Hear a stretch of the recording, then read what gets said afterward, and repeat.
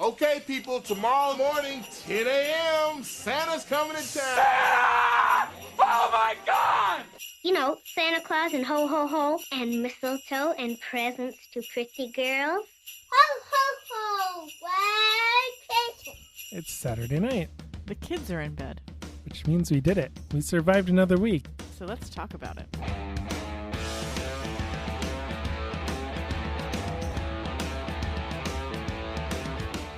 From our latest homebrew project, To kids' crafting project. it's just talking life with two young kids and two dogs. Grab your favorite beverage, sit back, Relax. and see where the conversation takes us. Sometimes we don't even know until we get there. This is the Craft Parenting Podcast.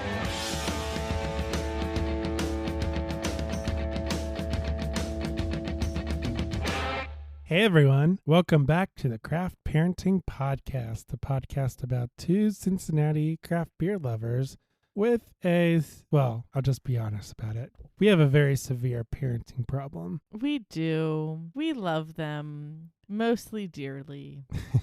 Thank you so much for being here. My name is Joe Ludwig, and that voice that you hear is my lovely wife and co-host, Caroline. How's it going, Caroline? I'm a little sleepy. How does the song go? Caroline. Folks will say she's mighty fine.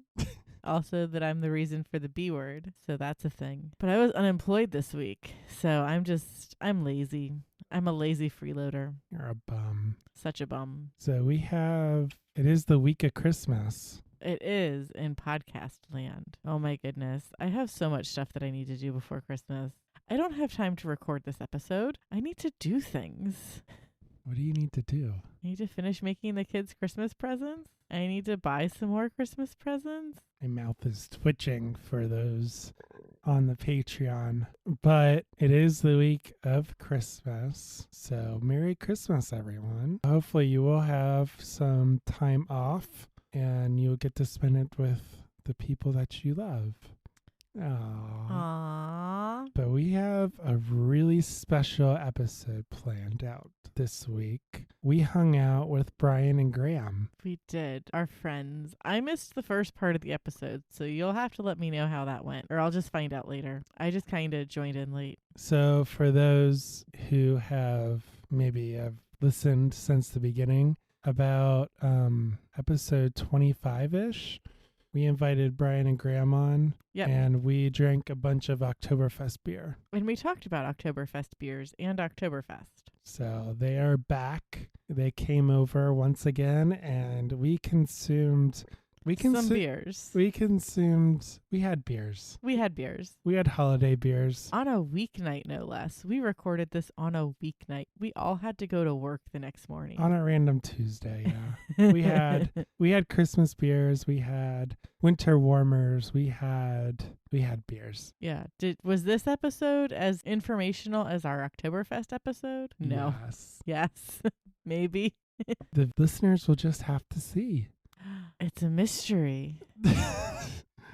No, but we had a good time, and we consumed a Christmas tree worth of beers, so.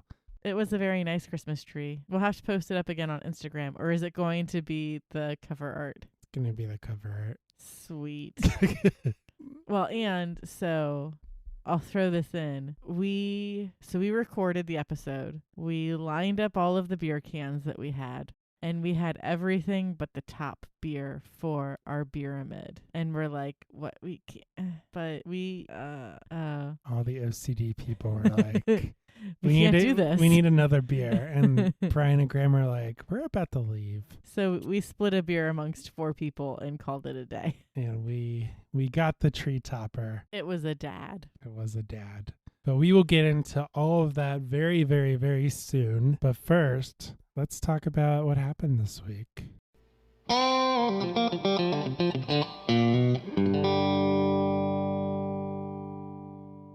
I was officially unemployed starting last week, but on Sunday, we went on the walking trail with the kids in the morning. Lilly walked pretty good. It was about a mile, I think, what we did. We didn't do the whole thing. No, we did not do the whole It was trail. really cold from what I can remember. It wasn't as cold as it was on Tuesday, but yeah, it was a little chilly.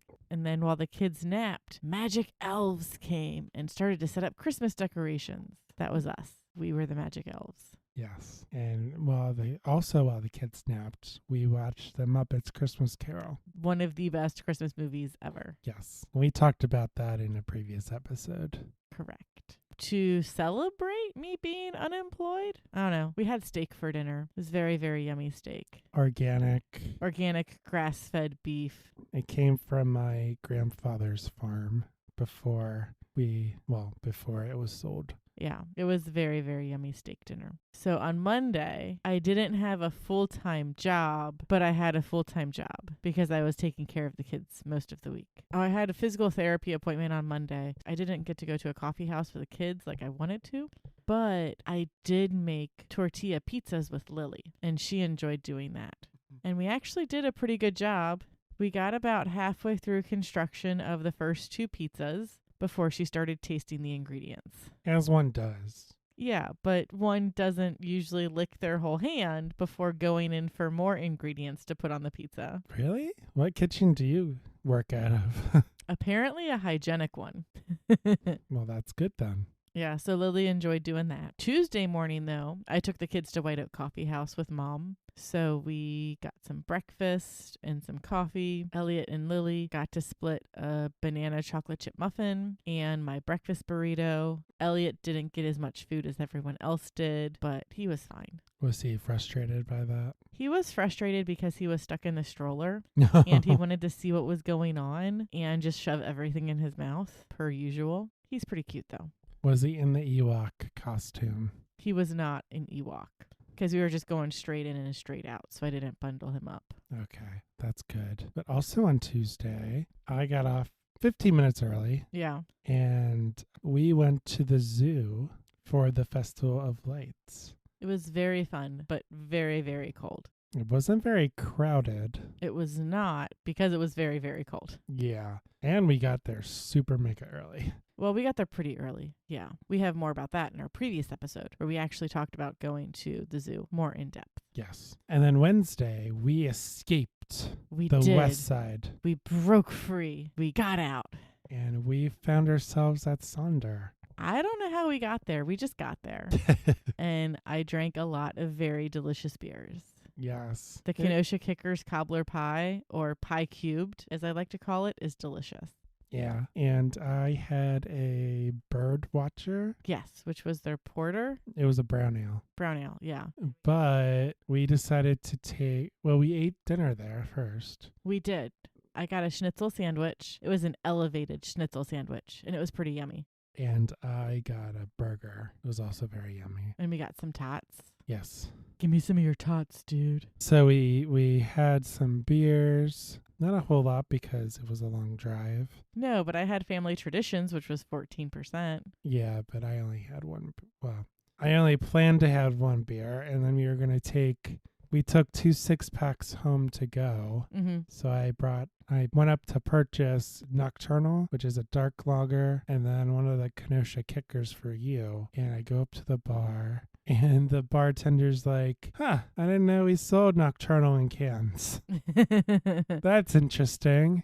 It won't let me scan. No, it wasn't on their software. So he couldn't ring it in. So he had to call the software people. I guess it was, I don't know how it works, but he literally called them to have them add a button for the Nocturnal beer. The important thing was that you got your beer. Yeah, and surprisingly, it only took 5 minutes. Yeah, it didn't take him super long. But he poured me a sample of the Nocturnal. Mm-hmm. So I got a taster glass of that while we were waiting. And 5 minutes later, he came over and he scanned my card and we were good to go. Yeah. But I thought that was amazing that he could do that so quickly. But Sonder, we haven't been there before. We've had distribution beer by them. Yeah, and it's all been yummy. We had it at Beers, Booze, Bonks, Banks, Brains. Yeah. Whatever you want to call it. Boobs. So yeah, we've had Sonder beer before, but we've never been there. It's a nice place. It is. They were very busy. It was all decked out for Christmas. They were very busy. I think a lot of that was work traffic, though, because it calmed down when we left. Yeah. But then it was starting to pick back up again. It emptied out at like 7, I feel like. Mm-hmm. But then there were a bunch of people coming in as we were leaving. Yeah. But it was all decked out for Christmas. It was very pretty, the outside and the inside. We were lucky to get a table. We were very lucky to get a table. Although there was a high top for like, I feel like it was set for 10 people, but we only had 2 people. So I would have felt bad about taking that table. But we did find a table, luckily. And we drank some delicious beer and we got some to-go beers. Yeah, I haven't seen anything yet about when their bakery is opening, but it's got to be soon. Yeah, Caroline did some investigation work. For Truth, Beer, and Podsequences. Check out that episode that Joe will have linked in the show notes. So yeah, Thunder was fun. And then we had our beer, we got our to-go beer, and then we left. Picked up the kids who are very much like, okay, thank you for picking us up. It's time for bed now. Oh yeah, they were at my parents' house. Yeah. I think my mom ordered pizza for dinner. Yes, Lily has had a lot of pizza over the last week.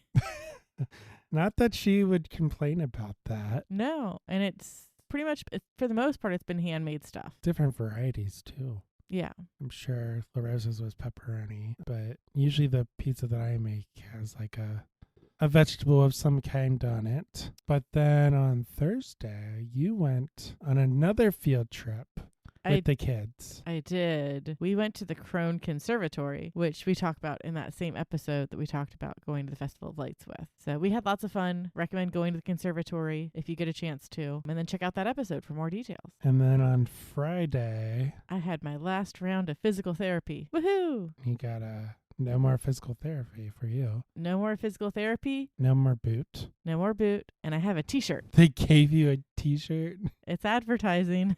Or does it say, I went to physical therapy and all I got was this t-shirt? No, it's just their logo on a t-shirt. Oh my goodness. The kids went to my mom's house again. Yep. And I went all over town doing all of the things. Yes. You did a shifty deal in the parking lot of Walmart. I did. I went to the sketchy Walmart and did a sketchy thing where I transferred a lot of yarn from a woman's trunk into my trunk. You have a problem. It was really cheap. You have a problem.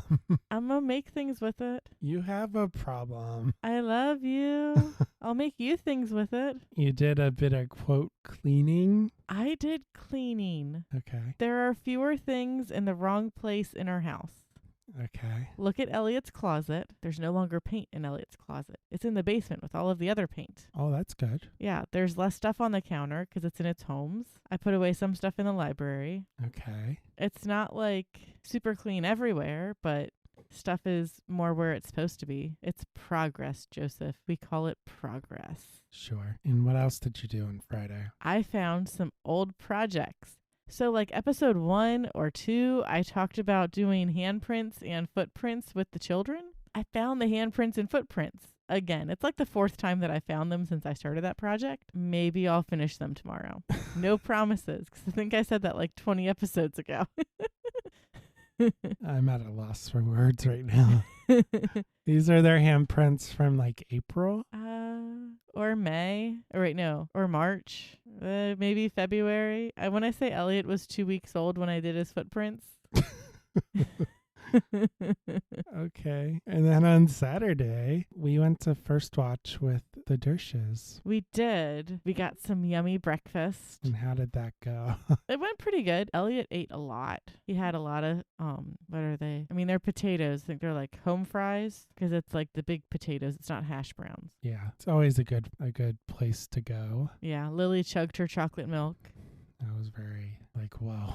She Calm shared down. her chocolate chip pancake, not She necessarily kinda by gave- choice. She gave Hillary kind of a shifty look, I think, when I forcibly shared the pancake. Well, 1, Hillary's pregnant. She needs more food. And 2, the pancake is literally like the same size as Lily's torso. She can't eat the whole thing. Like, she needs to share. Less food waste. No, and Hillary should have eaten half because Lily didn't even eat what Hillary left her. Yeah, and Elliot ate a few bites too. Yeah. He enjoyed that. So that was fun. And then we went home. Elliot went to bed. Yep. And then Lily watched some movies. Yep, and she helped me decorate some stuff for Elliot's room. So I have to like get a piece of paper and put some waves on it and then stick all the little whales that she helped me decorate on that piece of paper and frame it so I can put it in his room. I think that's what I'm going to do. Okay. I didn't know what you were going to do with the whales. I didn't know either until like 2 hours ago. Okay. And I think I just solidified it right now. Cool. So then Lily went to sleep And then Elliot woke up. I ran some errands. Yep.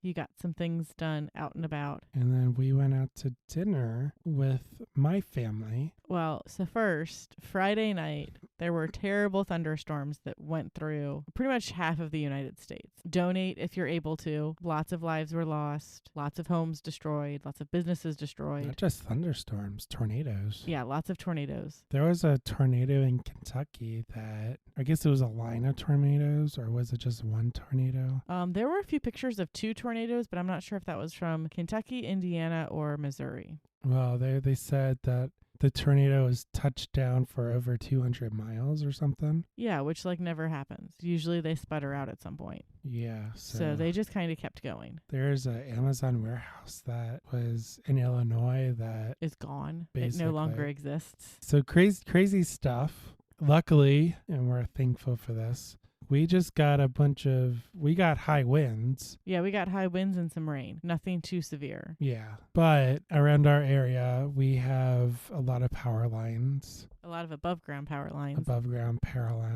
lines with wires and the wood telephone poles. They're starting to turn the wood telephone poles into metal ones. It depends on the area. Yeah. And what the poles carry. Yeah, I doubt they would do that on Glenway, but I'm just saying for context, that's still dangly wires, wood telephone poles. And high winds, that doesn't really mix well. Yeah. We didn't see anything like down. No. But the plan was to go to Outback, which is a steakhouse. Outback Which Steakhouse. has a loose Australian theme. Though I've seen like Australians go to Outback and be like, okay, this is the kind of food that I expect to see. This is just American food with some kind of semi-Australian name given to it. This is not what we eat in Australia. But the reason why we don't usually go to Outback.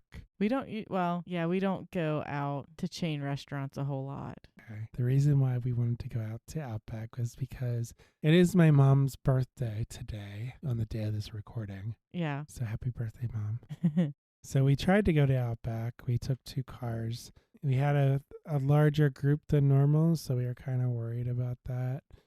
But we had a plan to get there early. And I was surprised because they were here pretty early. Yeah, almost on time. We said 4:30. They got here at almost 5. Yes. It was still earlier than I expected to see them. Yes. So we drove up the Outback. Well, your mom was out and about, and she gave you a heads up. That some of the lights were out. Some of the traffic lights were out. I was just out. I went to Lowe's and then Kroger, and I didn't notice any of that. But you went in the opposite direction from when they went.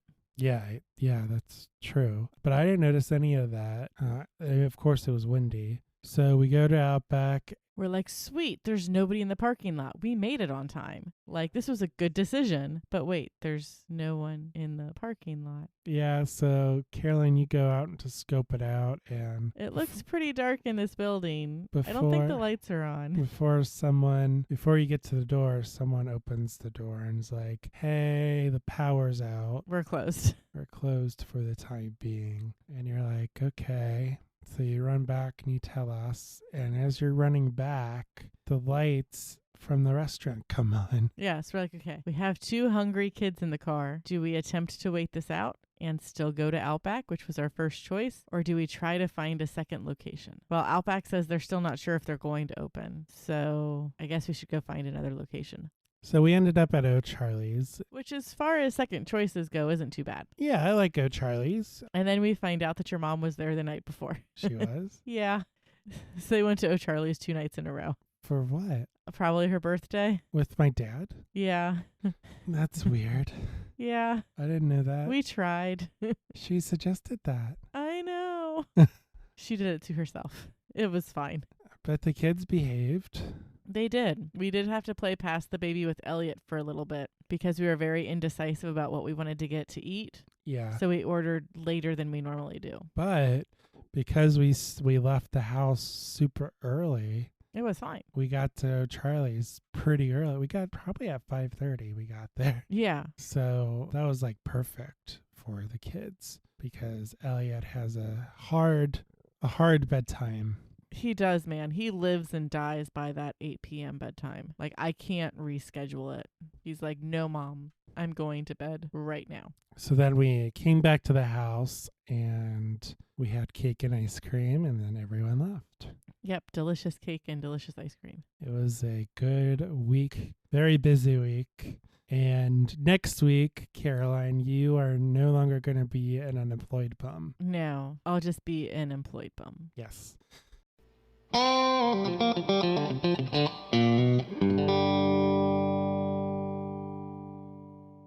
So now is the part of the program where Caroline tells us what is bugging her in children's TV, because as parents of two very small children, we tend to watch the same things over and over and over and over again, and you start to notice some minute details in some of these children's shows that kind of irritate you. So, Caroline, take it away. What is bugging you in children's TV? Ironically, how mean they are in old school TV specials. So we've been watching a lot of Christmas Eve on Sesame Street. It's one of Lily's favorites this time of year. And Oscar calls Big Bird stupid and bird brain a lot in this movie. There's actually a point where a subway goes by and Oscar is saying some things that are probably very mean, but the subway noise is covering up, quote unquote. So you can't actually tell what he's saying, but it starts off with, "You are undoubtedly the most stupid," and then subway goes by for a good 10 seconds. And then when Big Bird goes missing and Maria is like, "Hey, Oscar, why are you teasing Big Bird so much? You need to help find him because you did this. Stop being a jerk." She sets him down so he can go help. And he's like, "Hey, Turkey, Bird Brain, Big Bird, where are you?" I'm like, "You're not." So it's definitely not necessarily a good example for Lily. But my favorite is at some point in the Charlie Brown Christmas special, someone calls someone else stupid. And 3 out of 4 times, Lily will repeat stupid after they say it because it's very loud and there's a pause afterwards. And I'm like, seriously? This is annoying. Don't want to teach her these things yet. The 70s, man. I know. What were they smoking? Everything. They were smoking everything. I mean, the Muppet Show has a lot of, oh my goodness, you guys had the good drugs, didn't you? Segments. Yes. You put the lime with the coconut. I mean, I think that was a song before Muppets, but It's a Willie Nelson song, right? I don't know who sings it, but the imagery that they put with it, that was all them. Harry Nilsson. Close enough.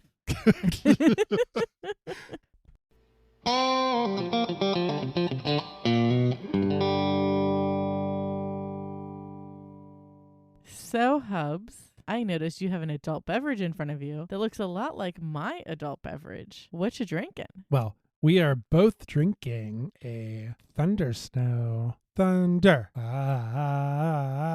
Thunder. Snow. Are you Marco now? Polo. Thunder Snow is a spiced Scottish ale. It is by Mad Tree Brewing here in Cincinnati, Ohio. What would you call that? I guess you would call it Oakley. Technically, yes, it's Oakley. ABV is 8.5% and the IBU is 18. And this is the description that I got from the website. The conditions have to be just right for the formation of Thunder Snow. Ginger, nutmeg, vanilla, hint of cinnamon, and a bready malt sweetness are the secret. When you find this rare occurrence, savor it as long as you can. And I mean, it did take a while for this beer to come out. Yeah, so we're going to go to the interview with Bryan and Graham here shortly, and you will notice that we had a lot of beer, a lot of Christmas beer, as we said before. Did we have 5 or 6? No, we had 7 different beers. We had 7 different beers. Yeah. Should have been 8 different beers or more, but we had 7 different beers. Yeah, but we recorded it in November, full disclosure. Mm-hmm. And I was stocking up on Christmas, holiday, winter warmer beers. Well, around Thanksgiving, a little before, because they were out in anticipation for this show. But I couldn't find Thunder Snow. And Thunder Snow is, I think, besides Great Lakes, well, let's put it this way. You can't have a holiday extravaganza episode, in my opinion, without Thunder Snow. It's a pretty tasty beer. Yeah, and it's really good in the winter because it's a Scottish ale. I wouldn't consider it a Christmas beer per se, but I would consume it on Christmas. So take that for what you will. You're supposed to say what you will.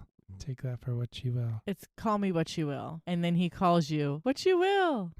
That's how that goes. That's from a song, right? It's from a Green Day song. Yes. See, I am all up and hip with it. So we couldn't do as I said, we couldn't do a holiday beer episode without, in my opinion, Thunder Snow. So we have remedied that. We are drinking it now, and we are going to do a cheers. Prost. I'm not cheersing. Well, you got a schluck in there. I got a schluck in here. Prost. Cheers to the weekend, and Lord help us in the week ahead, because starting tomorrow, we are going to have to do it all over again. But this time I'm going to have to wake up early and drive into an office. Wow. I don't know what to say to that. More crazy adventures are ahead, and we will make sure to share them with you each week right here on the Craft Parenting Podcast. So we are gonna go right into it. We're gonna go have some beers with our good friends Bryan and Graham. Bryan is my oldest friend. He was in my wedding party. I was in his wedding party. He's a good buddy of mine. He's a good buddy of yours. And he appreciates a good Christmas beer. And then Graham just appreciates Bryan appreciating Christmas things. Oh, no. I think Graham likes the cookie part of Christmas. Graham does like the cookie part of Christmas. Which is a very fine part to like about Christmas. I mean, cookies are good, and Graham is a really good baker. He is. This didn't really come across in the last episode that we did with him, but Bryan, he really, really likes Christmas. I'm pretty sure this comes through in the episode that we just recorded, though. Yes. So I would say he's one of the leading authorities on Christmas. So buckle up for this one, because we drink a lot of beer and we talk about Christmas. So let's pack up the microphones and let's go talk to Bryan and Graham.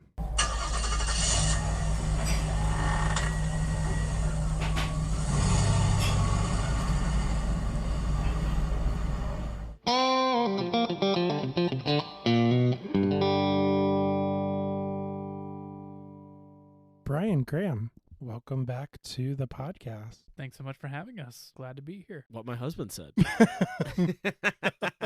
You guys have been on the podcast before, and do you just want to do a very quick introduction for those who may not know you? Yeah, my name's Bryan. I have known Joe since first grade. That's roughly 25 years. No one's counting or anything. No one's counting. A quarter of a century. We grew up together, went to grade school together, remained friends through high school and college, and now into adulthood. And I'm very excited to be back with my husband, Graham. Thank you for having us. Yeah, of course. And I'm Bryan's husband, Graham. A native to North Carolina, but I've been in Cincy for a few years now, and it's become home. Big old Cincy fan. Yeah, excellent. A little colder than North Carolina, huh? Just a little bit. That's I moved up here for grad school, and when I was interviewing up here, I remember talking to everyone about, like, so it snows here. Tell me about that, because I'm from a place where we stay inside if there's a threat of snow. Yes. Most people in Cincinnati probably should stay inside if there's a threat of snow, because they tend not to drive very well. That's true. But it's good to have you back. You two have been, in the last episode, we talked about Oktoberfest and the crazy times, Bryan, you had, and you too, Graham, going around Cincinnati and traveling from Oktoberfest to Oktoberfest. Probably, 20 12 or something. It was a while ago. It was a while ago. Yeah. But now, today, we are going to talk more beer, but different type of beer called Holiday Ale. We're going to do holiday ales and also winter warmers. Absolutely. I think we have 6 different varieties, and we just had dinner. Really nice rib dinner. I think we had that last time too. So sorry. Fantastic job on the ribs, Joe. Sorry about the lack of creativity. So let's get into it. What are you drinking, Brian? We can go around the table. I am drinking the West Side Holiday Ale. It is 6.4% alcohol, 17 IBUs, brewed on the west side of Cincinnati. I have not had this one before. The description is a deep amber ale with 3 crystal malts, and it's got a little bit of a fruitiness from the Galaxy hops, and as well, it's got some cinnamon, ginger, and orange peel in it. It's pretty delightful. And I will also mention that I've already finished another beer. Yeah, tell us about that one. That one was really nice. Fretboard Drummer Boy, which was 8% alcohol and 28 IBUs. This one was a little bit more winter warmery instead of holiday based, and so it was a little bit like a honey gingerbread kind of thing with some vanilla in it. It was really, really tasty. That's why it didn't make it to the beginning of this episode.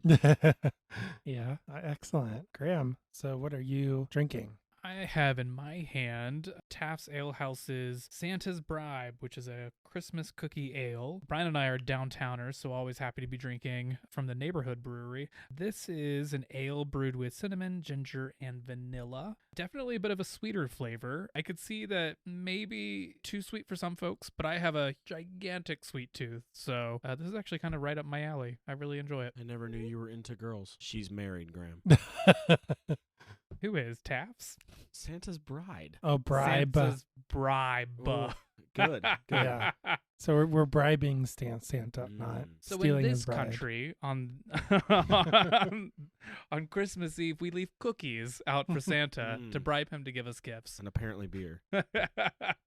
Glad to teach. Is that why we do that? You know, that's a great question. I never thought of it as a bribe. I think you were just supposed to be like, thank you for the gifts. Here's Well, he needed sustenance from all of his travels across the globe. That is true. Mike Rowe. Do you know Mike Rowe, the Dirty Jobs guy? I do not. Yeah, I know them. It's because Brian doesn't watch Discovery Channel. It's an older show, and then they've revived it a couple of times, and he's done a couple other things. He's really he's a big proponent of, not that this is a promo for him, but he's a big proponent of trade school versus college, because no one's going to trade school, everyone's going to college. So he has a whole organization that promotes, he does like grants and stuff, telling people, encouraging kids to like be a welder or a plumber or find a company building federally funded jobs. You'll be on prevailing wage and be making $40+ an hour without all the debt of college. That's his pitch. But he just released a song with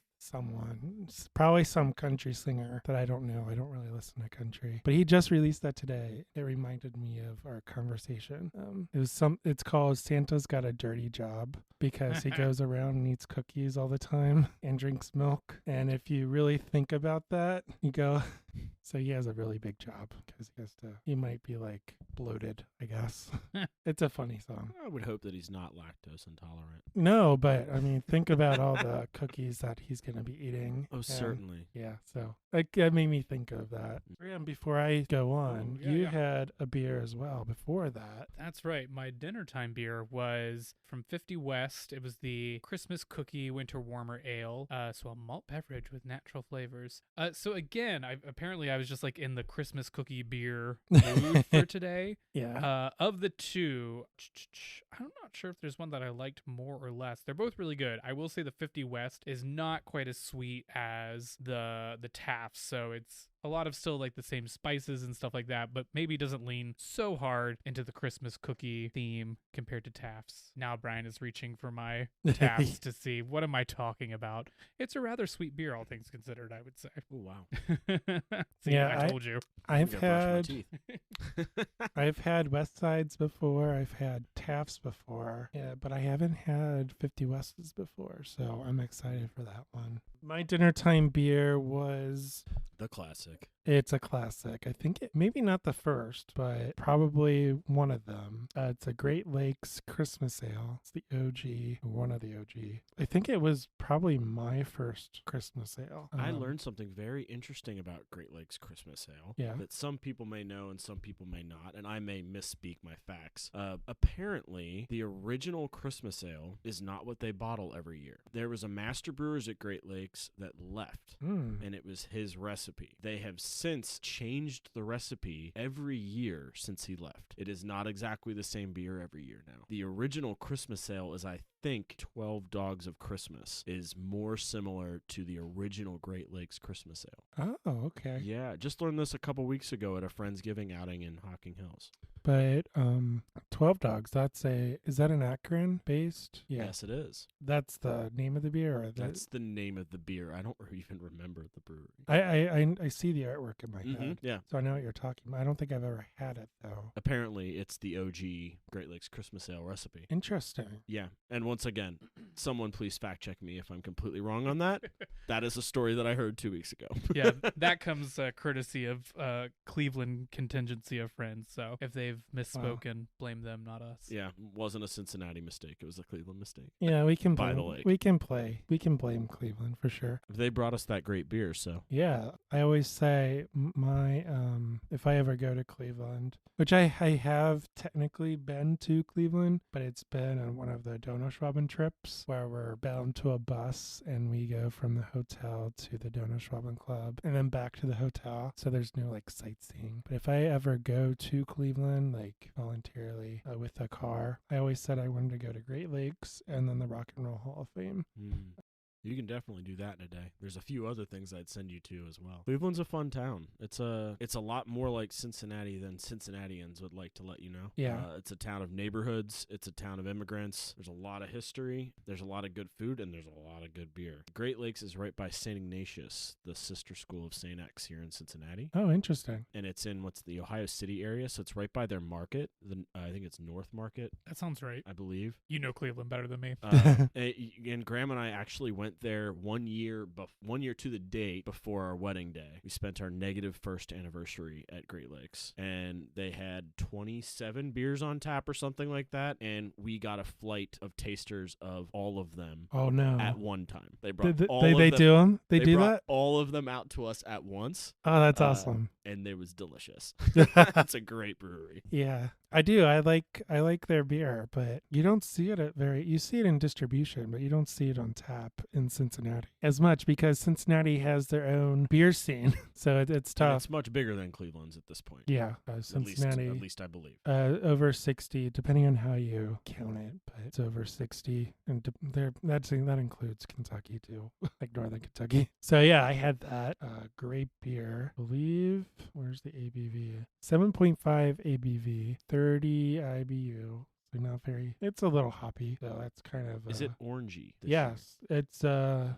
little orangey. Ginger, yeah. I would say. Cinnamon. I think all these beers have cinnamon. That's a big thing for Christmas / winter warmers. And then I am currently drinking Rheingeist Dad, which I love the artwork because it has the plaid sweater on it. Little Scottish tartan. Yeah. And this one is a hoppy holiday ale, so it's a little more hoppy than I think anything like we're drinking at the moment. But it's still really good. So the description: Hi Thirsty, I'm Dad. This hoppy red ale sports a robust malt build, as ample and snug as well as well-worn flannel. Throwing on a pair of oversized sneakers that break all known fashion laws, Dad mows anchors of dank, piney hops uphill both ways in the snow. Keep it up. I'll turn this can around. Really funny. Good job, Ryan Gast. 6% ABV, so very drinkable. Maybe I'll go get one. I'm empty. Oh, yeah, go ahead. Help yourself. So there's no real agenda, which is partly my fault, but I figured it's Christmas. I'll just chill and talk.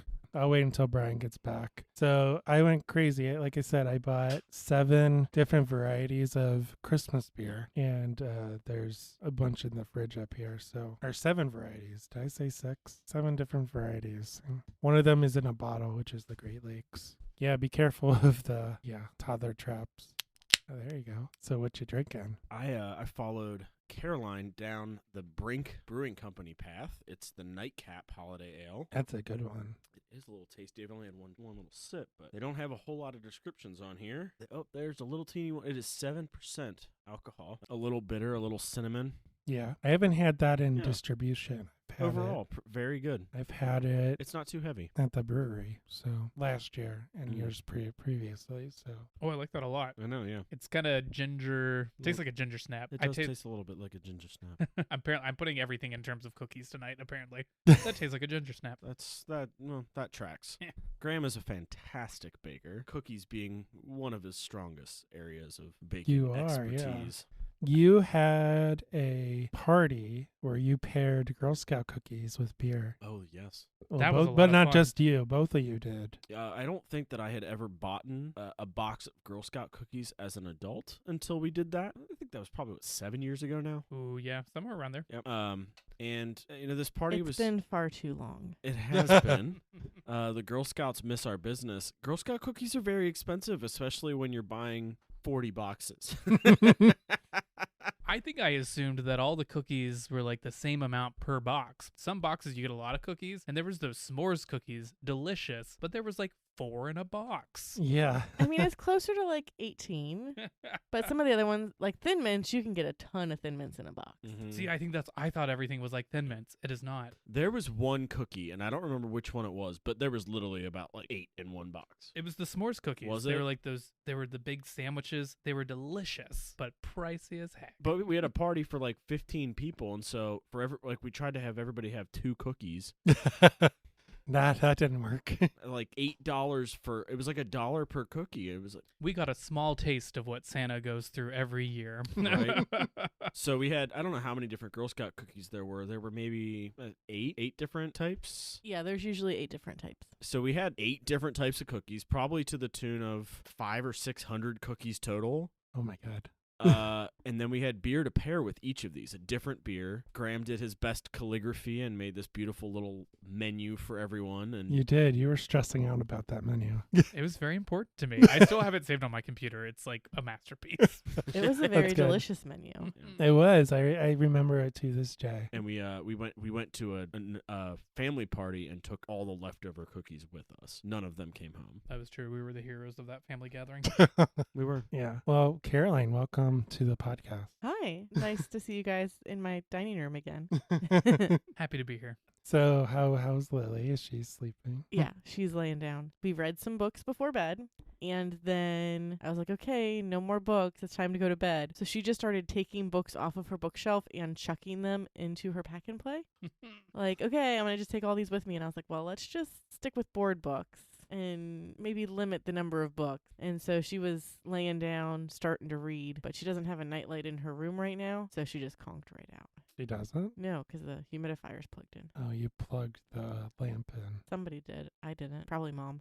Well, you have a drink as well. Brian kind of stole your thunder, but I mean, that's fine. I'm still finishing off my first one. I am having a Brink Brewing Company Nightcap, which is their holiday ale. And I'm like mildly confused as to the artwork. is it a It looks like a a happy flame with a hat. I don't know. It's seeing stars for sure. Oh, for sure. Well, he's in the woods and he has a little hat on. He has his nightcap on, one might call it. Mm-hmm. A little bit of a Scrooge nightcap, but yes, it's a nightcap for sure. Interesting. Well, Brian, you are what one might consider a Christmas enthusiast. You are One might say. You are the authority on Christmas and everything holidays. I do love Christmas. Yeah. So Graham and I are leaving the country the day after Christmas this year. We normally buy a live tree. Double digits in height. Yes, multiple years it's been 10 to 14 feet tall. Right now our ceilings are almost 10 feet, so it's a 9-foot tree this year, measly. We had to buy a fake tree this year because we're leaving and we didn't have time to take it down, and we normally host a Christmas party the Saturday before Christmas. To make sure that we get to England safely, we are doing that in January, hopefully on the same day the Bengals play in the AFC Championship game. I'm knocking on wood for those of you who can't hear or see me. Hopefully they win. We will certainly see, Houday. Break that curse. But all of our Christmas decorations will be up deep into January this year, as is absolutely not tradition. In some ways, I'm kind of excited because I feel like a Christmas party before Christmas or during Christmas it's icing on a cake that's already been iced. There's plenty of stuff going on, but a Christmas party in the month of January is going to be a lot of fun, I think. Graham likes to use this saying, always winter, never Christmas. Well, this year he gets Christmas from December 1st till January 20-something. So it's always Christmas, only winter for like 3 weeks. Well, let's go back to the tree because I remember you used to live at the Banks and then you guys had an apartment between where you're living now. Ooh, let's start at the Banks, though. Okay. Mhm. Because there's some good Christmas tree stories at the Banks. Okay, let's start at the Banks. So the first year that I moved into the Banks, my roommate Amy went and bought a live tree. It was enormous, Mm-hmm. inappropriate stand, and we woke up in the middle of the night with the tree on the ground. Oh. Yep. That I had nothing to do with. Maybe the tree got into your alcohol stash? Maybe. Or maybe the Pomeranian got into the tree. I don't know. Anyway, the tree ended up on the ground.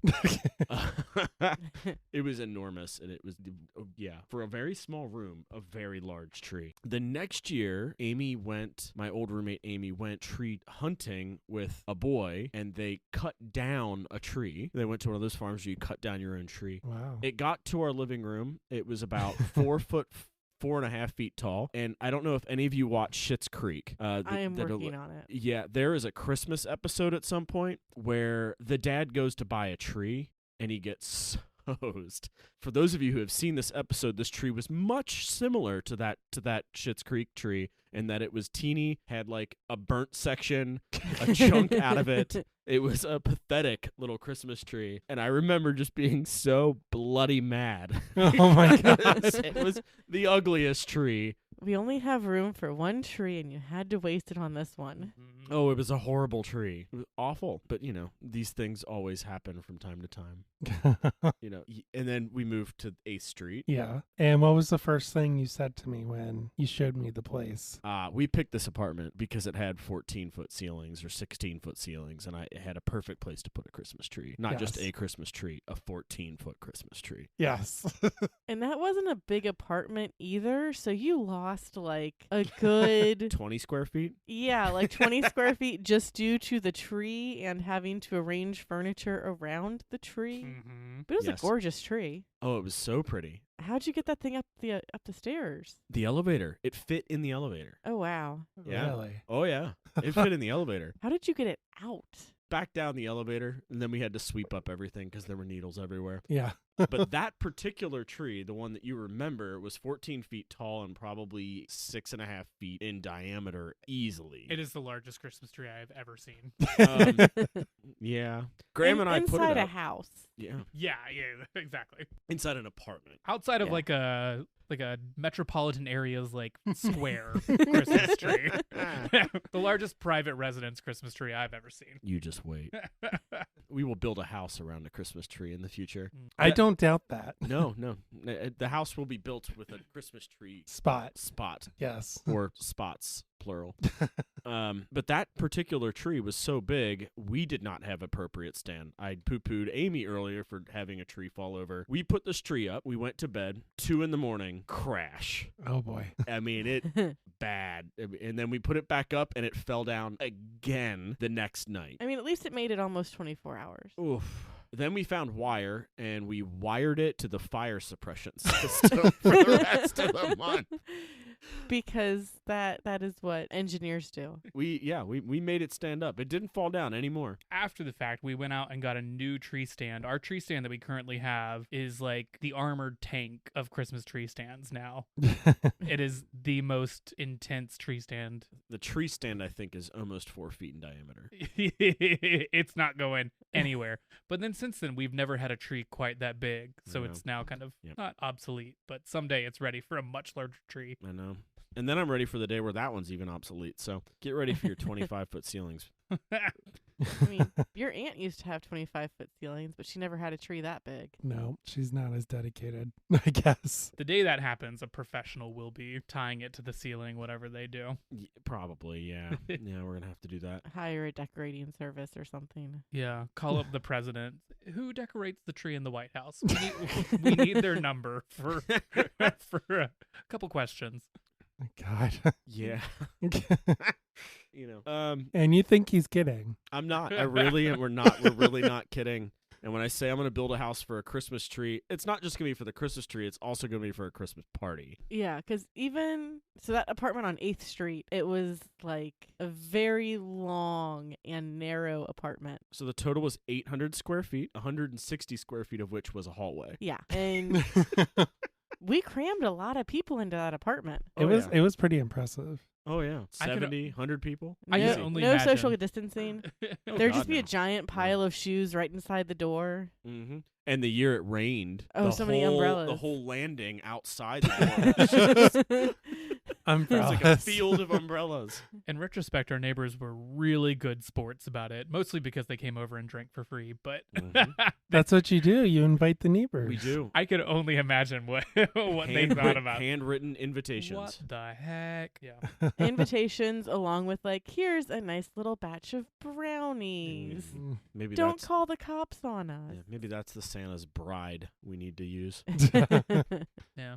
Bringing it back. But your Christmas party, I just got the invitation because it's in January. You have 200 people coming. You're just one of those people. Are you invited? I think he invited more. You more? You think? Yeah, I think it's about 300 people invited. Oh my goodness. That's pretty normal. Hey, yeah, that is Yeah. normal Yeah. for you. I literally copied the invite list from last year. I'm just Or trying. from last year. That's actually this year. That was July. But Yeah, we'll get to that in a minute. How crazy that was.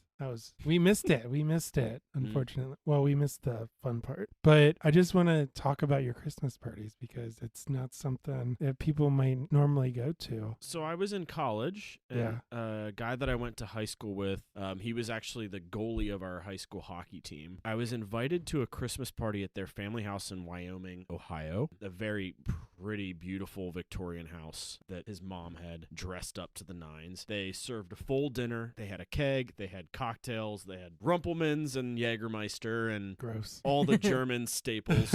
And I just thought it was the most fun party. It was not, Joe and some of his friends, including me, were there, but it was largely his parents' friends and neighbors and family. And it was just such a cool event. And I just knew that is something that I wanted to do. And so just a couple years later, I threw the first one at my mom and dad's house. It was mostly my fraternity brothers and some other friends. Yeah. And then the year after that, it started at the Banks, and then our Graham and I's first apartment, and now at our house with a brief detour to my parents' backyard. Thank you, COVID. In general, yeah, just a ton of food, more booze than ever gets drank in one night. Yeah, let's talk about that. The Signature cocktails. There's always a signature cocktail that there's at least, 300 servings of. We usually buy 8 to 10 different types of Christmas ales, and there's always a shot, always a little shooter. Usually little beers. Little beers. Yeah, those were good. We've done Santa's cookies, which were pretty much ginger snaps and a shooter. God, we did layered shots. That was awful. Oh, yeah.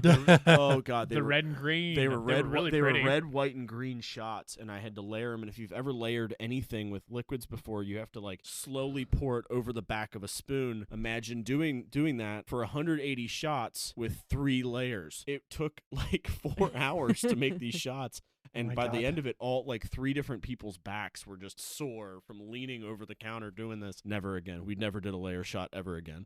Nope. I'm simple. I don't really do shots. Well, I do shots at family gatherings. Caroline, You prohibited me from bringing Rumpelmans over here. I did because at your bachelor party, I got sick.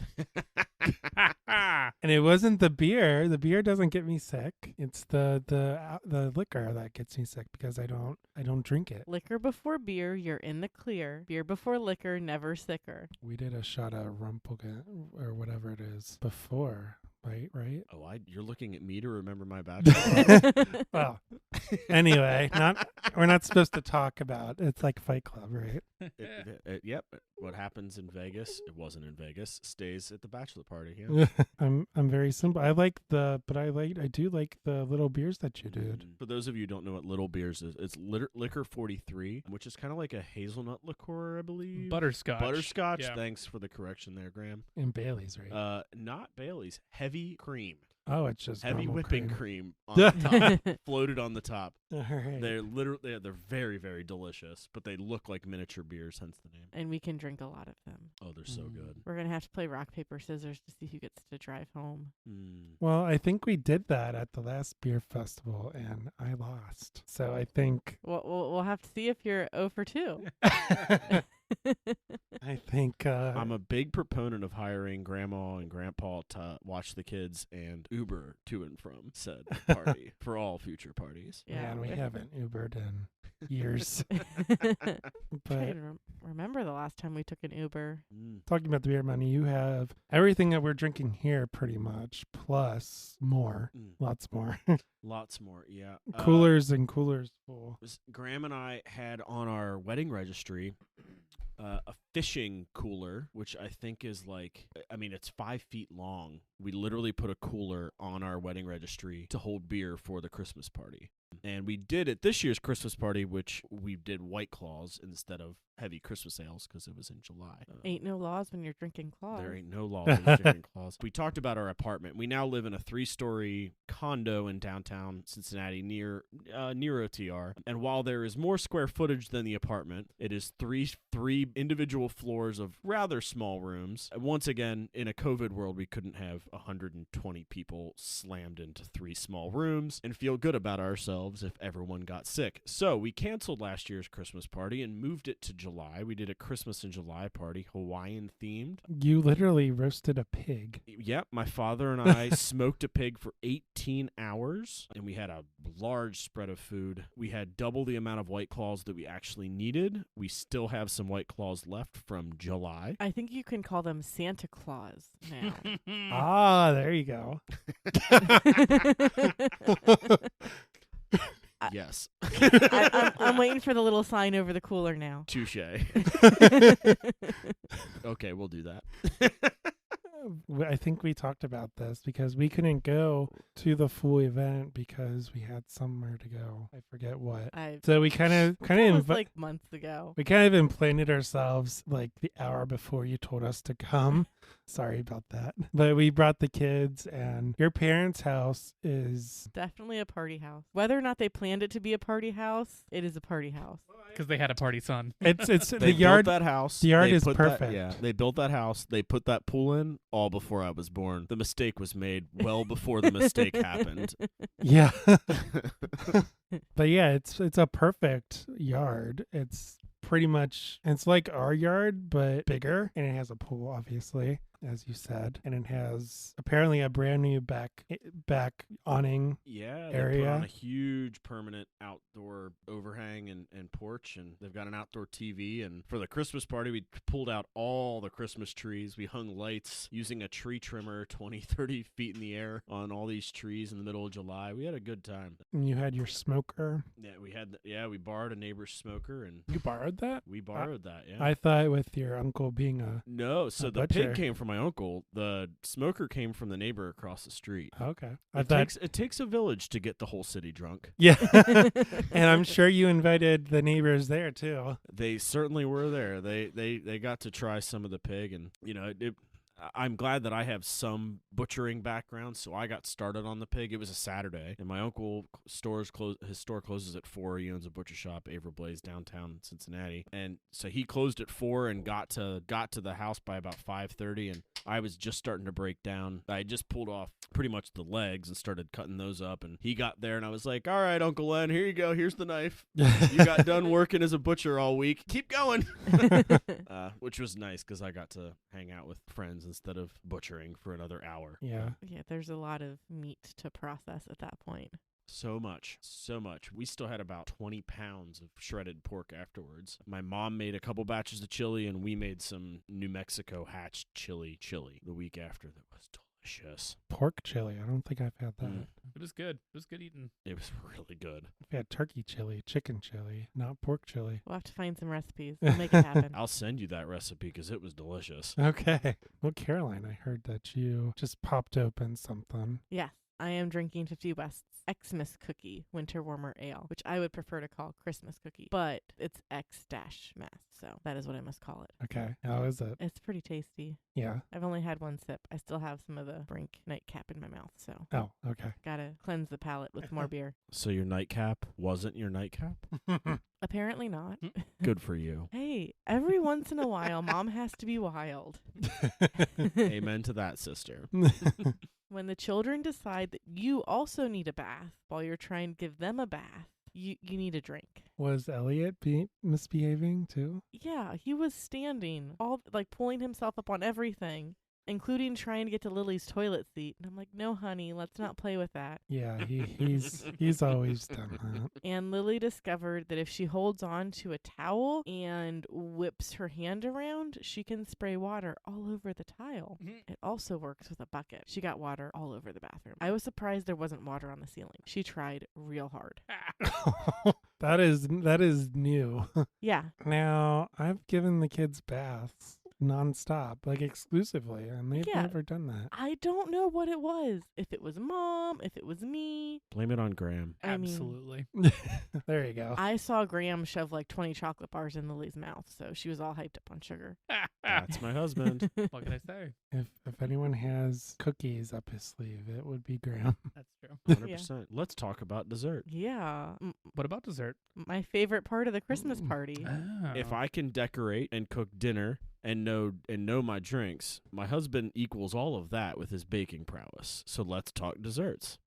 Yeah, so my contributions to the Christmas party are namely doing whatever Bryan tells me to do for about a week and a half. But beyond that, Bryan does dessert and food, and I take over the dessert program, which has been, for the last couple years, I'm not sure when I settled on it. It was definitely not our first Christmas party, but at some point I just committed myself to sort of a Christmas cookies bar. And so that's what we've done the last couple years. I'm trying to think. Christmas in July, we did, what was it? It was gingerbread cookies, Snickerdoodles, lemon cookies. We could just have a whole podcast just on your lemon cookies. The lemon cookies are really good. And then I think chocolate chips, maybe. So those are the four, but yeah. You had something with like whipped cream. Remembering that right? I don't know. There's a year, so my gingerbread cookie that I do, in some years I've iced them with like a cream cheese frosting in some years. You want that. It's good for the winter. I didn't do it for July because cream cheese frosting and July don't always go hand in hand. You mean you don't want to put that next to the potato salad?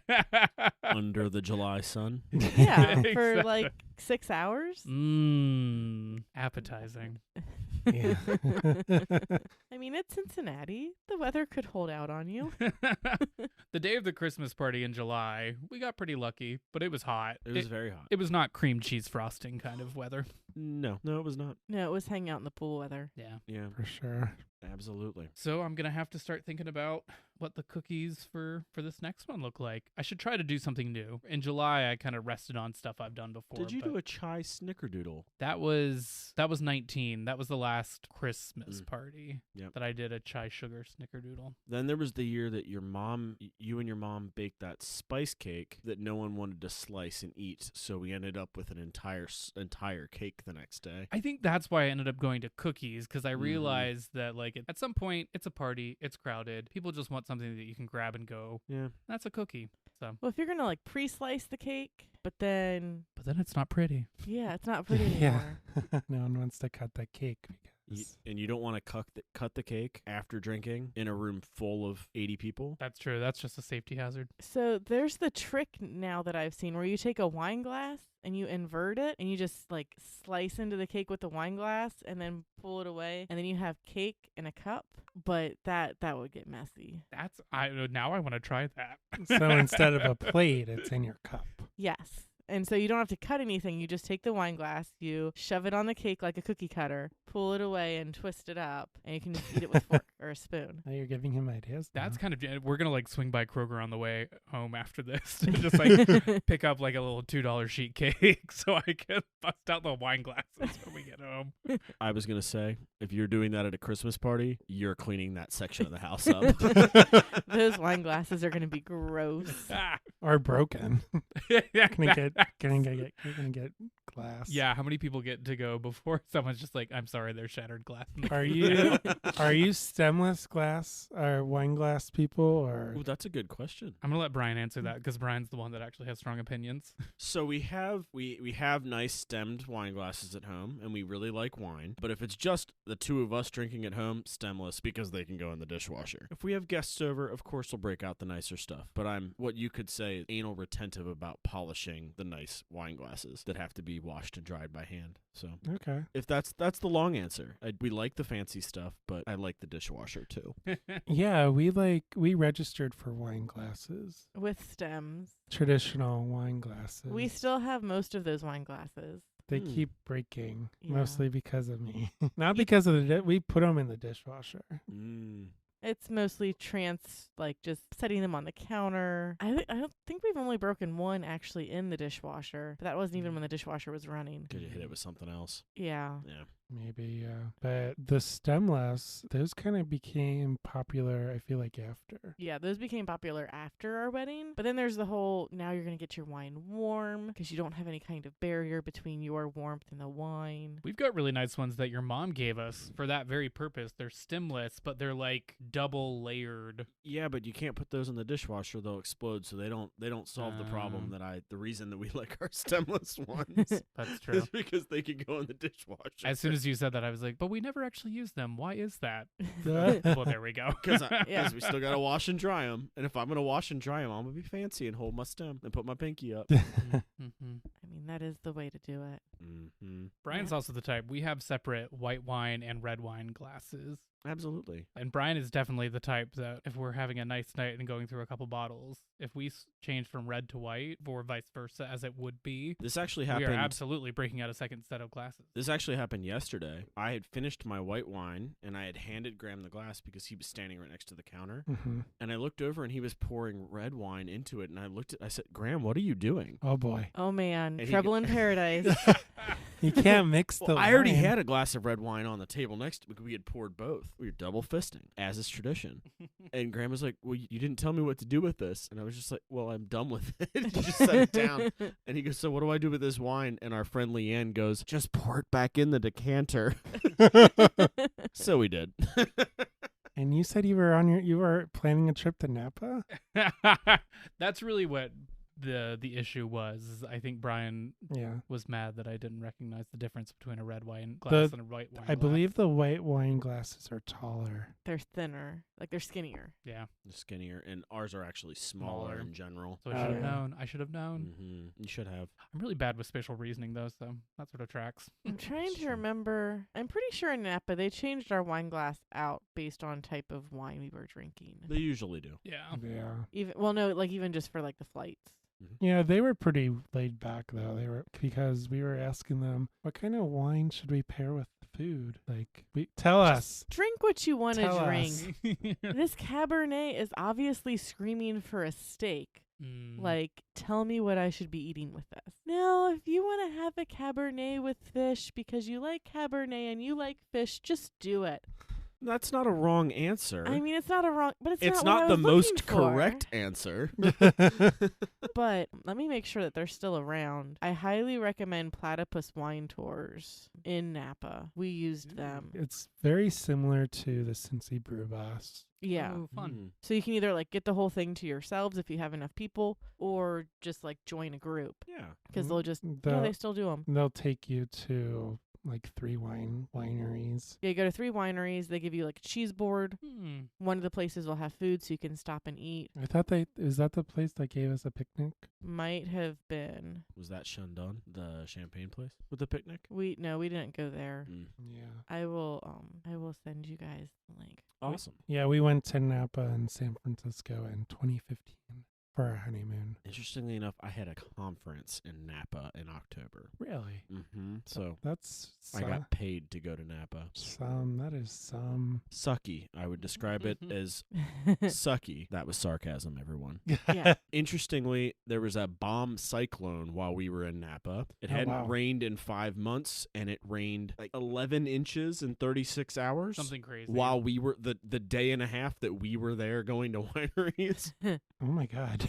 Oh my God is right. The conference was on this golf course, and our hotel room looked out over a fairway, and there was a little path. When we checked in, the path was a little stream. We went out to a couple wineries and came back. That pathway had turned into a 150-foot river. Oh my rushing God. down the fairway. It was insane, and it was like that for a good 24 hours. It was just what? Like it rained so hard for a day and a half, pouring. Yeah. And so we went in the summer of 2015, which they were in the middle of a drought, and we were expecting to be told like, hey, limit your showers. We're going to like limit how much water we give you at meals and stuff. And everybody's like, no, whatever. It's fine. They kept refilling our glass of water. Yeah, and they said that half of the wine tours we went on, they're like, yeah, so the wine from 2015 is going to be really, really good because the grapes have to work really, really hard to get water, so they're going to be super sweet and super juicy. But if we don't get any rain, 2016 is going to be terrible. So fortunately, they ended up getting some rain, but we drank a lot of 2015 wine. It was all very delicious. We brought back 2 dozen bottles. As Yeah. you should. It was like 25 Yeah, we shipped or 26 bottles of wine. Did you ship them back? No, we took them on the plane. How did you do that? I'm just curious because we're going back. So How did you do that? Platypus Wine Tours, they sold the wine crates. So it was a Um, box And you with checked it, right? styrofoam. Yeah, so we ended up checking 3 or 4 bags total between the 2 boxes and then our suitcase. It was or suitcases. expensive. It was, but because it was the middle of summer, they weren't shipping a lot of things. And because we live in Ohio, at least at the time, they didn't ship a lot of stuff to Ohio. So some wineries were like, oh, we're doing free shipping, but we'll save this stuff to ship until like September. So you'll have a nice little surprise in a few months. Where do you live? And then we tell them where we lived, and they're like, oh, well, you Never have to get a minimum of 6 bottles of wine, and we can only send you these 2 bottles. So if you want 3 of each of these bottles, we can do that. I'm like, oh, no, just give us 1 of each of the 3 bottles that we want, and then we'll figure out eventually how we're going to get the stuff home. So I mildly looked into shipping UPS from the hotel, and that was ridiculously expensive. Yep. So we just decided to take it with us to San Francisco, and then our poor Uber driver, I think he hated us. We had to get in the back of his car and then ship it with us on the plane back to Cincinnati. And I think, did I carry it in a wheelchair? I think you did. I couldn't. Now that I think about I that. couldn't find a luggage rack, but I found a wheelchair. So I just put the wine on the wheelchair so I could get it to the curb. They could pick us up to take us back to our car. It wasn't obviously, It wasn't obviously wine. It was just 2 big brown boxes. Yeah. But it was lots and lots of delicious wine. We still have a bottle left from our honeymoon because it's in the fridge and we keep forgetting about it. It's an ice wine. So at some point we have to break that open. Yeah. But back to Christmas. I was about to segue. Ice wine reminds me of Christmas. I know. Oh, yeah. Ice, winter, holiday. Yeah. Christmas beer. You're among your many hobbies, you're a singer. You could be described as a singer. That is true. Yes. So I remember at one of your, probably more than one, I remember specifically one where you invited a bunch of your choir friends to sing, and they just showed up and started singing. It was like, oh my God, Bryan, you have connections. So I am part of a choir called the Young Professionals Choral Collective of Cincinnati, which is YPCC, and normally we do short, what we call cycles, so it's 6 to 8 weeks. You go to rehearsal and you do a concert. You kind of jump in and out whatever you want. There's no audition. There's no like threshold of talent. It's a social group that we all like to sing, and coincidentally we all also like to go out to bars. But in the Christmas time, there's an entire group that memorizes 40 songs that are 40 Christmas carols, both religious and secular, and that it's a big fundraising thing for the organization is that people will pay pay the small groups, 4s and 8s, to go and sing at their events. Little parties on the streetcar, at the airport, anything, and people hire it. So I just happened to be singing that year, and I knew all the carols, and I knew all the carolers, and it was like, hey, who's not on a gig tonight? I'm not going to pay you in cash, but if you'd like to have food and all the alcohol you could dream of, come on over and sing. And of course, like 12 people showed up to sing. Yes, and your memory serves you correct. You didn't have too many Rumplemans or Little Beers that night.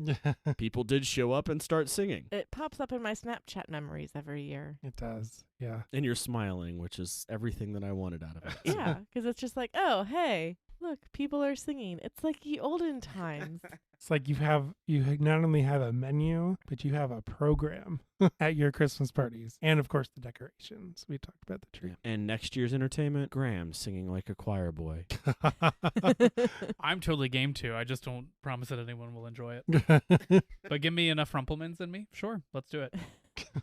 As long as you are at your final destination, you can do whatever you want. Just know we have so many car seats in our car. I don't know if you'll fit anymore. This is true. We have a van, though. Oh, boy. What if I hope Curly's at this Christmas party?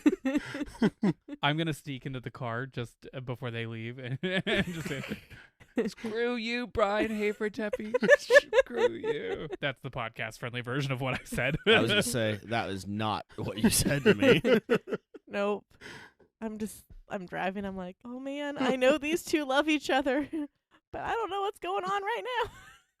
For those of you who do not know this story, which is probably most of you, Graham and I's wedding night, we were doing perfectly well. Everything was good. We had the right amount of alcohol. We went to our after party. A stranger bought as you do. A stranger bought us a shot and himself one. He didn't realize that it was Rumplemans. He didn't realize he didn't like Rumplemans, so he had 3 of them. And what happened was I got pulled away. And so Graham took 3 Rumpleman shots in a row. I don't know why. Because Graham is awesome and makes great life He was exactly the right level of drunk to feel invincible. Exactly. And he took all 3 of the shots. Well, as you can imagine, this did not end well. No.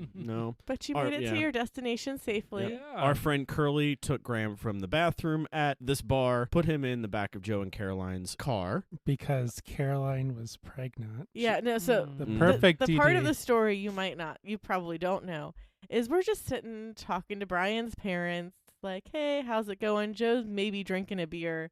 And someone, I think they were in the bridal party, but your wedding was very well dressed. So, like, everyone was in a tux anyway. He's like, hey, can anyone drive the grooms home? And I'm like, well, I guess we can. Like, are you sober? And I'm like, I'm pregnant. Oh, thank God. Okay, they're going to meet you outside in 20 minutes. Mm-hmm. And then Graham became a rag doll, was carried over someone's shoulders out the door. It was the first time I've seen somebody in a fireman's carry, like, oh, yeah, 100%. in person, not for a show. Yeah. I'm glad that I can't remember any of this. That sounds kind of mortifying. Mm-hmm. I don't remember a fireman carry. Oh, yeah. I remember trying to get you upstairs because you stayed at a hotel. I kind of remember the elevator. I have like the faintest glimpse of an elevator ride. That's about it. Mm-hmm. Yeah. I love you. We love you too. I love you. Yeah, I love you too. You were very nice at brunch the next morning, and that was all that mattered. I want to know who that person is who bought those shots and who let you take 3 of them. I won't mention the name here. You're not recognizing that there was a 4th shot after that with someone else who I do remember very vividly. I think I actually do know that person. But I won't share the name. Because I've been told the story after. I've been told that story afterwards. So I was not the only one making poor decisions. I mean, between everyone at your wedding, though, you did almost drink the venue out of alcohol, so... that's true, yes. Between my friends and my family, we drank so much bourbon at a Cincinnati wedding that they were down to a half a bottle of bourbon left in the entire venue. Yeah. You say that so proud. Mazel tov. You say that so proud. Hey, that is how you know you're getting your money's worth out of the venue. Yes. Amen. Because when it's you pay for the bar, but you're not paying by drink, you're just saying, this is our fee for the bar for the night. Your goal should be to drink everything out of that bar. Because then you know the venue is at least not making as much of a profit. That's true. Not I drank the beer. I did drink quite a few beers at your wedding, so. Thank you. I didn't drink any bourbon. So I drank did. a lot of beer at your wedding as well. Yeah. Well, my wedding was a cluster.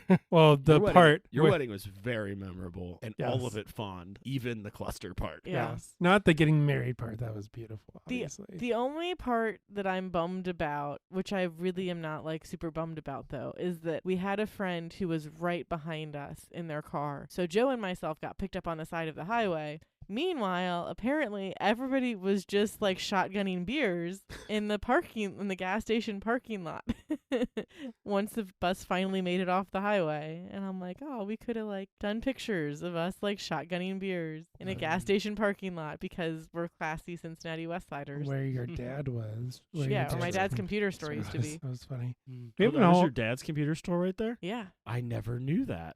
Yep. Okay. It used to be. And then he moved to where the tire store used to be. No. He started off at the tire store, then moved to next to the gas station. And then there used to be a florist in the basement. So every once in a while. There's a basement? Yes. Every once in a while, Mom and myself would go down and get some flowers from the florist. I never knew there was a florist down there. Didn't know there was a basement. Yes. Not that I go to that gas station. But we did not have Rumplemints at ours. We had peach schnapps. I Yes. think Nice there were summary. a couple cousins with flasks. Joe. I wouldn't be surprised. No. We won't mention who because there's a liquor license involved, but there were flasks. Yeah. There was also a shot ski. The shot ski was fun. Yeah. And we were supposed to do that after the dancing. It didn't kick in before we finished dancing, so it was fine. We talked about our Thanksgiving traditions, but do you have any Christmas traditions? Other than having a giant tree and having like 200 of your closest friends cram into your apartment at various times of the night. I do remember as a young lad, we needed service hours, and your mom worked at a hospital, and we went singing in the hallways. Boy Scouts, we went singing, or did we just do that? We just did that, Well, it was with people who would be in Boy Scouts. which was just our friend group. Yeah, basically. It was Boy Scouts really wasn't for me. It wasn't about merit badges. It was about being social. Like our friends group, we did everything together. It seems like Pretty much, yeah. we did band, we did Boy Scouts, and I don't You guys didn't do boy choir with me though. know. What's up with that? I don't like singing. Dude, I can barely get him to sing other parts of songs with me. So like with Bohemian Rhapsody comes on, I have to do every single part. It is exhausting. Now, I will do it, but it is exhausting. But recently, whenever we're in the car together and we're listening to the Frozen soundtrack, like we do, because small children, and we need to keep them happy, we're working on him doing the boy part and me doing the girl part of Love is an Open Door. Sometimes he steps on my lines, but we're working on it. Wow. Usually that's a solo for me. I mean, it's hard to go from solo to duet because that's Lilly and that's our thing. And with that, I am getting another beer. Let's take a quick break. Let's get some refills.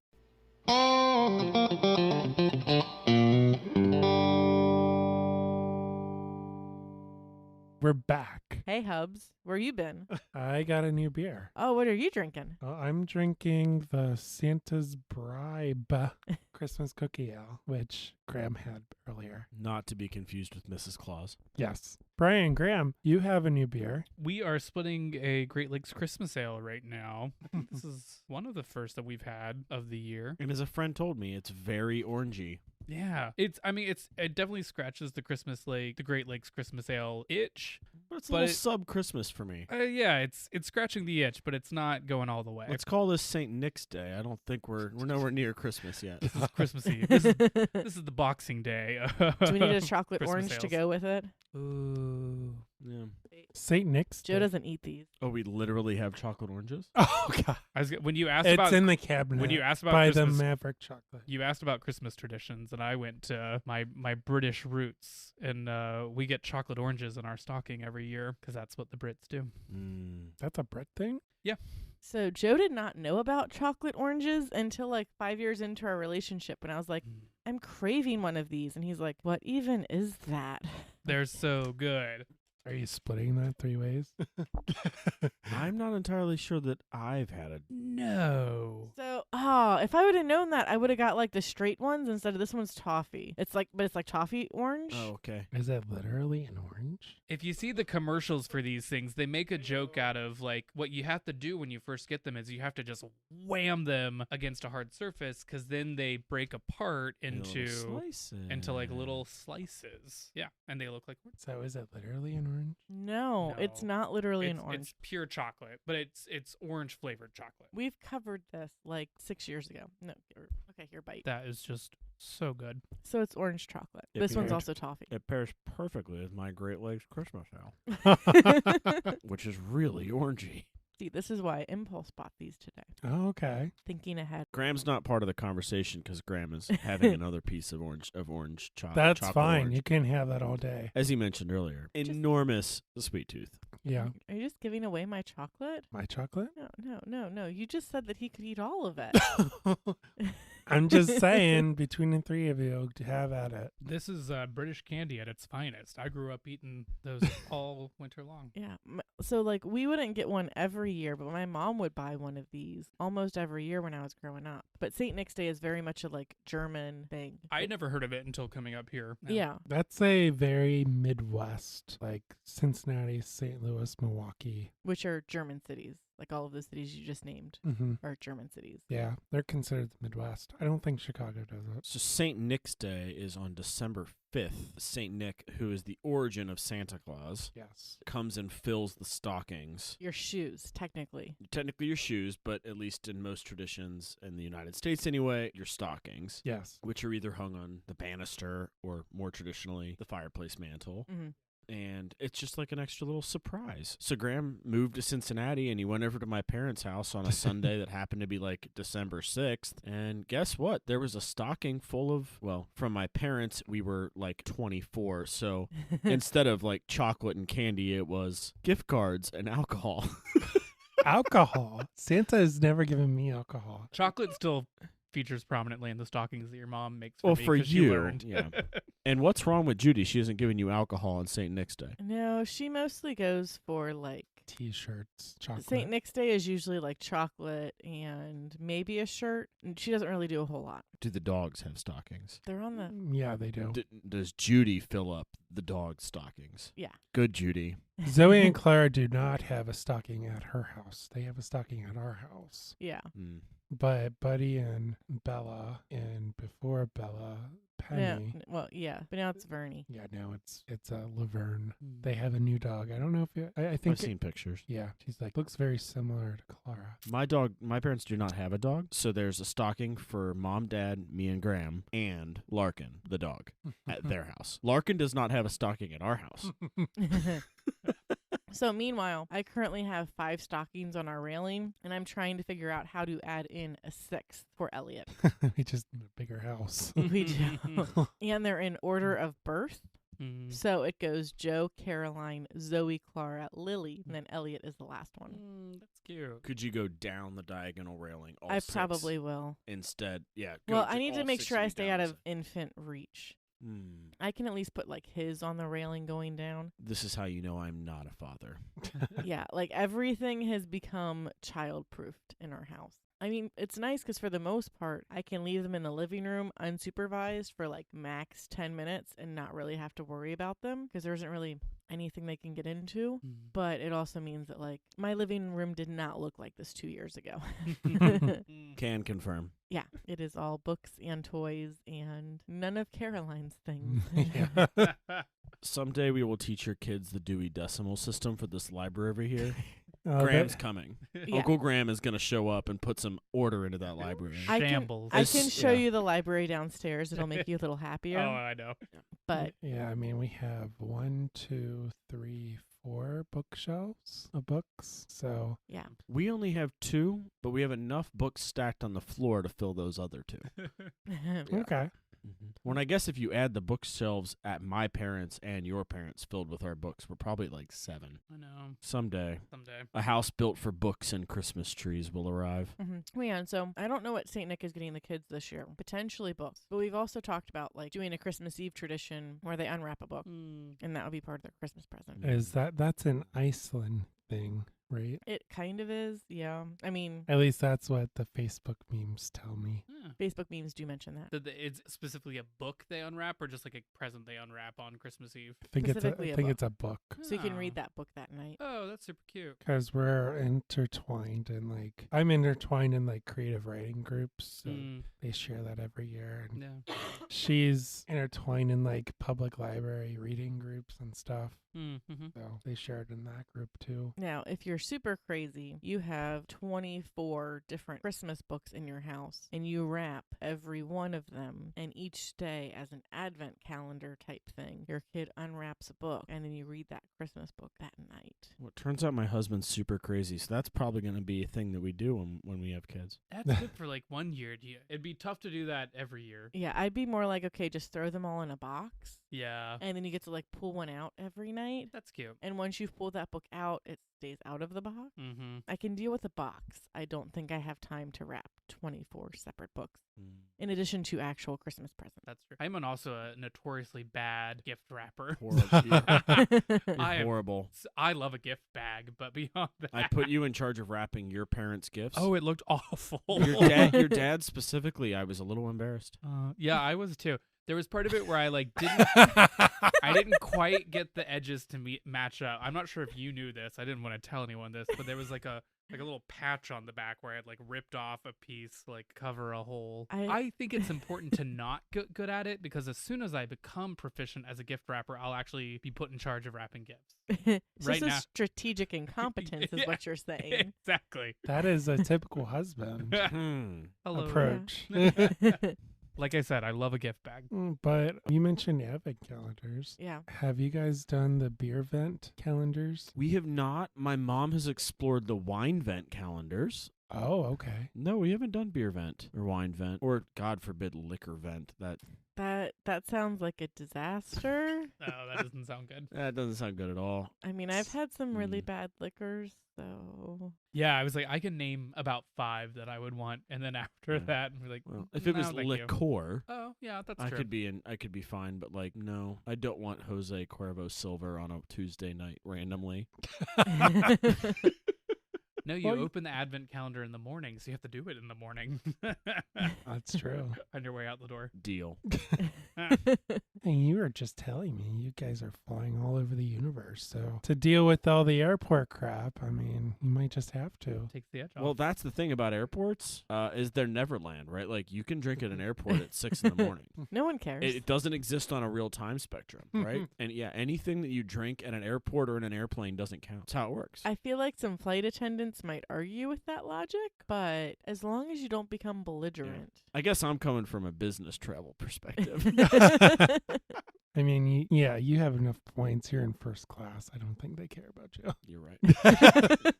The one Oh time my I God. nearly saw someone get kicked off a flight was in first class. Yeah. Was a really sloppy guy. One of the last times I was in first class recently, I had a conference in San Antonio, and I had a last minute, I had to go to Nashville and back in one day. Oh my goodness. And I was in San Antonio for a conference, and so I get there, and I fly back to Atlanta, and then get on my flight from Atlanta to San Antonio, and I get on the plane, and I have my company shirt on, and the guy sitting across from me just says, he mentioned something. Turns out he's the president of a company that we work for. Man. The lady to my right is something different. Between the two of them, they just kept ordering drinks for the 3 of us. Oh my God.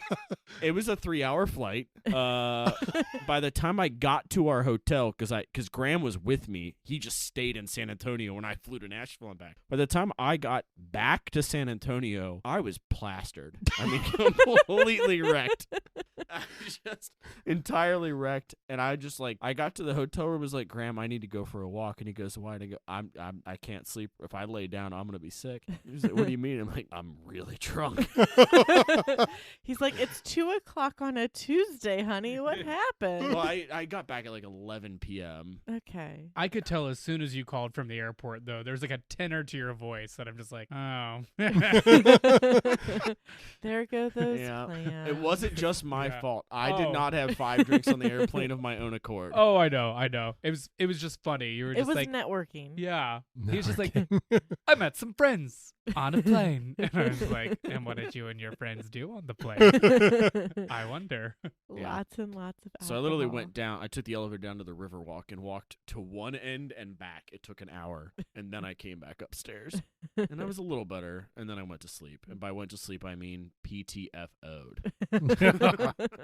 And then I woke up at 6 a.m. and went to a conference. Those are always fun. I mean, it's a conference, so if half of the people aren't hungover, is it really a conference? No. Well, there you go. Did either of you ever travel over the holidays as kids or? I would a little bit. So I was sort of interesting. Growing up in North Carolina, my dad's family was all in England. My mom's family was all in California. So it was either we had a tiny little Christmas in North Carolina, or we would occasionally go to my grandma's out in California. She lived up in the mountains, so that was really fun because if you went most Christmases, there was snow on the ground. Oh, And that that's was like the cool. only time that I ever saw snow as a kid was going to visit grandma around Christmas. I remember one year we got a sled and we just sledded all week long. Yeah. Yeah. Well, and then there was across the street from your grandma's house was that Amish community who sold apple cider and caramel covered apples and all that stuff, and she was real good friends with them. And yeah, that probably didn't suck when it snowed too. Yeah, it was kind of charming. Yeah, it was Church of the German Brethren, which is like the closest thing to it is Amish. It's not truly Amish, but it's like the sisters of the Amish faith. But yeah, it was super cute and charming. There was a goose. It was very mean. It bit my sister's finger one year that we still talk about today. The goose. Yeah, there was a goose at our family farm. Your mom still tells that story. Yeah, and my grandpa bought that when I was born in 1989. So we all grew up there. And as kids, that goose chased us. Specifically, my cousin. I wonder why. I believe that. Yeah. And He had a comment. yeah, the goose grabbed his pants. He was probably 4 and pulled it down. And so Judy, who's washing dishes at the kitchen sink, sees this and is either in the process of washing a spoon or grabs a spoon and goes out and then starts chasing the goose with the spoon to get the goose off of his cousin. Yeah. Geese, man. They're not nice. No, they're really mean. The one thing that I did not like about my current employer is that goose season was a thing, and we have a creek that runs between 2 of our buildings, so we would get a lot of geese. So you just like walk out the building door and all of a sudden there's 15 geese just hanging out in the grass, and you're like, I need to go to this door over here, please don't hurt me, like you stay over there, I'm just gonna go this way. Like I entered my car from the wrong side to not have to deal with geese.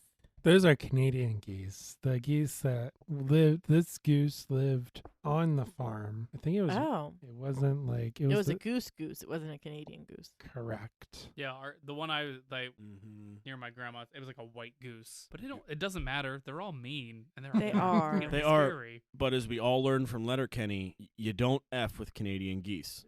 No, you don't. They're a national treasure for Canada, so you gotta leave them alone. Poor Canada. I saw a headline that said there's a maple syrup shortage. I saw that too. And they have to go into their reserves. Which I didn't know they had, but good for them. I mean, That's So the that most. was a headline at the same time that Joe Biden was tapping into our oil reserves. Maybe, I don't know. This was not Yikes. the Babylon Bee or the Onion. Because that would have been a really funny parody story, but I think it was a literal story. Mm-hmm. I have a screenshot. you do have a screenshot because you sent it Everyone to me. checked that it wasn't from the Onion. No, I forget what the news source is, but No, this was like this a actually, legit it's a news real source. story. It's Yep. a real story. See if I saved it because I always try to. I assume that both Graham and Caroline are looking it up. Yeah, so according to CNN, which we know is super reputable, facing shortages, Canada taps its strategic reserves of maple syrup. This is NPR, WVXU. There you go. The strategic reserve was created to keep the maple syrup in stock during bad harvest seasons or when demand spikes. Oh, man. The Strategic Reserve. I like how official that name is. Oh, my goodness. The Guardian. Sappy ending. Canada digs deep into strategic reserves to cover maple syrup shortage. Wow. I don't know. Do we have anything else to talk about? I mean, I think we kind of went off the rails. We should probably just stop this. Yeah. Poor Bryan. You're getting phone calls and texts and. Actually, I have no notifications right now. I'm clear. Okay. Well, Thank you guys for joining us. It was fun. Thank you for having us. I Yeah. mean, the worst part was that Graham didn't bring us a variety of cookies to sample for the Christmas party. So we'll just know we are always here to be taste testers if the need arises. So let's plan the same podcast this time next year. Let's have a menu of beers, and Graham will make a menu of cookies to pair. Okay. Oh. Okay. I'm down for that. Challenge accepted. All right. My mouth is watering. It is in the record, so it must happen now. It's in the record. Maybe we can do that for box season. Ooh. We'll have to figure out something for box season. Yeah. Yeah. So thank you guys. It's been fun. Yeah. It Thank has you. Yeah. been, Merry Christmas. Happy New Year. Yeah. We'll see you at your Christmas party Absolutely. in January. I got to start getting childcare sorted out now. Yes, you do. Mhm. Yeah. Email will go out tonight. All right. Who day?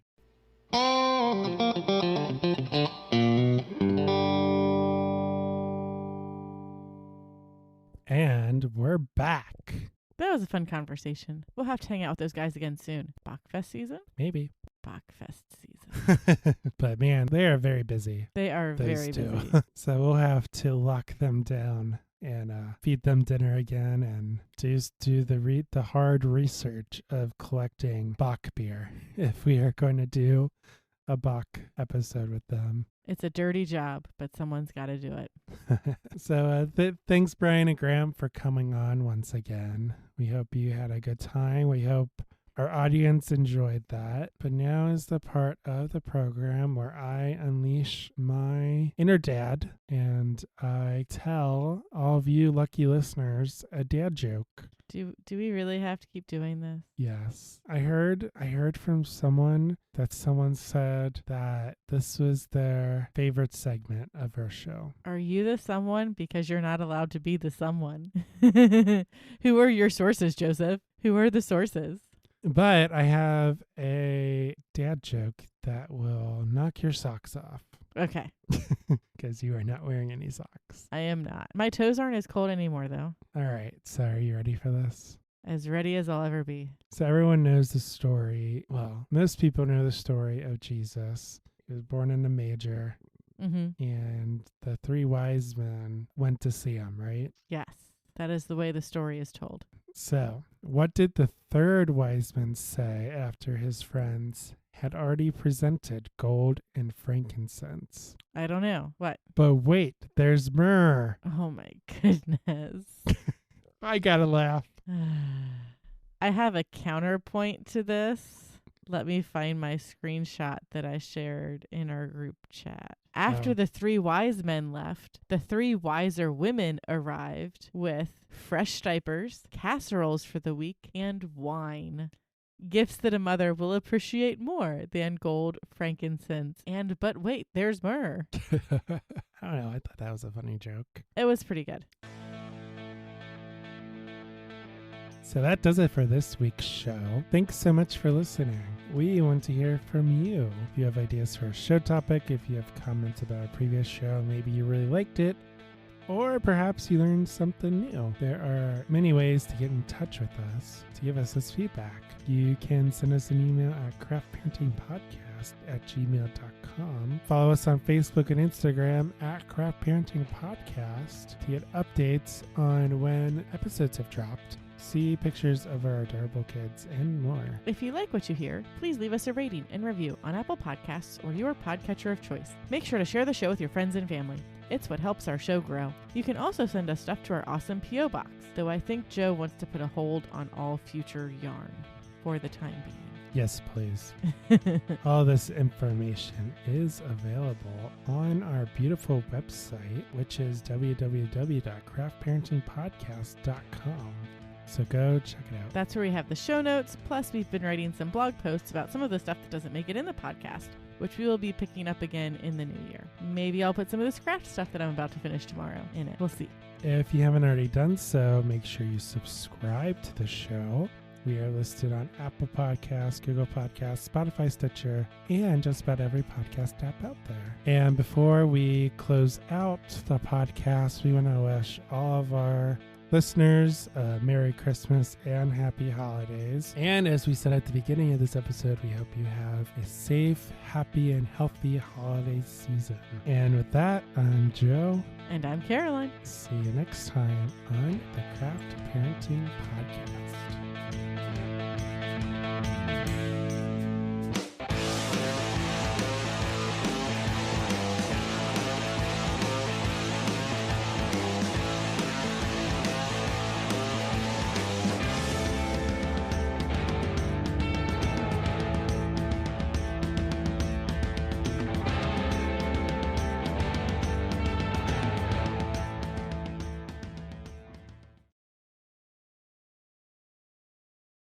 And I'm Bryan Husband's Graham. Bryan's.